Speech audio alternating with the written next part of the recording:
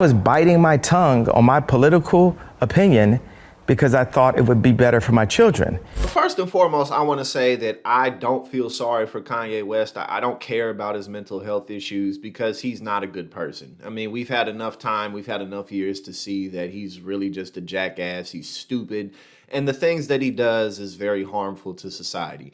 And what's most interesting, I had to get that out of the way. I really don't care. I don't care. So you can miss me with that. Oh, his mental health is. Do regular people with bipolar issues get to just be forgiven endlessly like Kanye West? Do you think that someone who was normal, by normal, I mean just like regular working middle class. Do you think that if they went to work acting like him, if they tweeted and posted things like him, do you think they would be able to keep their jobs? Do you think that they would be taken seriously in positions of leadership? Of course not. But we live in a country where entertainment is the culture.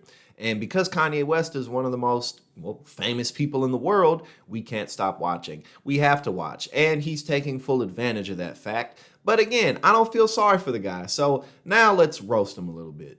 And now you look up and my kids are going to a school that teaches black kids a complicated Kwanzaa. I prefer my kids knew Hanukkah than Kwanzaa.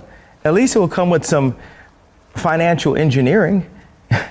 Kwanzaa doesn't, so they don't teach even Christmas itself, Christ Mass. Literally the only people left defending Kanye, of course, are Republicans and 20-year-old white kids or 20-year-old, 19-year-old people who aren't black. And that's what's always so hilarious to me about people who, defend Kanye's. It's as black people continue to migrate away from him and everybody else replaces that crowd, it's they don't seem to mind or notice that, Kanye's own people really don't rock with him.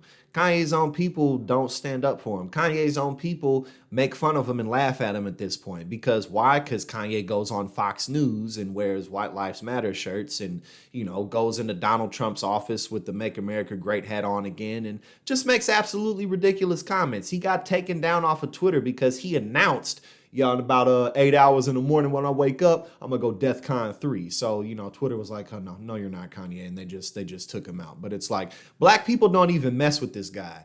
And of course, I guess, that means nothing to Republicans because they don't care about black people anyway.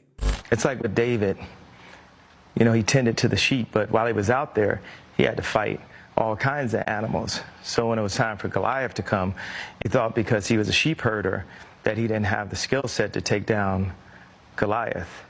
And the thing that I have is the position, I have my heart, but the number one thing is we have God on our side. Literally every time I see Kanye West, I imagine a 7-year-old at the bus stop waiting for his first day of school and he has something really cool for show and tell to come and show everybody. And then when he shows people, they kind of they're not as excited about it as him. So then he goes back home and he's like, and he goes on. That's literally Kanye West. That's literally what he does. Maybe if he would read a book, because he said he doesn't do that. Maybe if he would read a book and actually had some ideas worth sharing, people wouldn't ridicule him the way they do. We wouldn't be talking about him the way that we are now. But it's coming to a point. He said he will be president one day. So I'm assuming that means he's going to run for office again, probably in 2024. Why wouldn't he? So we're going to be seeing a whole lot more of Kanye West. And actually, I kind of think that a lot of the coverage of him is going to die down a little. But he won't let that happen because he's going to turn it up and turn it up and turn it up and turn it up. So unfortunately, we're going to have to keep on watching it. But, that 30 seconds that got cut out of the Tucker interview, that was pretty bad. But again, it's not like the stuff that made it into the interview was that much better.